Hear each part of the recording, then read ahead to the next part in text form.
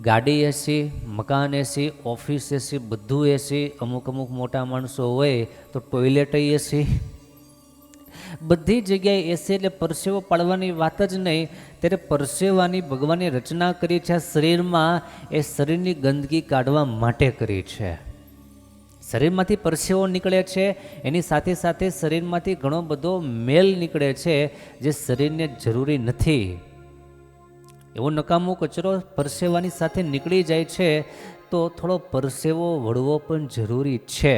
ક્યાંક અટવાઈ ગયો હોય ને પરસેવો વળે એ પરસેવાની વાત નહીં, પણ થોડો દાખલો કરીને અને જે કરી હોય મહેનત, એ મહેનત દ્વારા થયેલો જે પરસેવો, એ પરસેવો શરીરમાંથી મેલ કાઢે છે, શરીરનો બગાડ, નકામો કચરો દૂર કરે છે. માટે સાવ એસીના ભરોસે ન જીવવું. થોડોક ઠંડી અને ગરમી એને સહન કરવાનો પણ બાપ અભ્યાસ કરવો.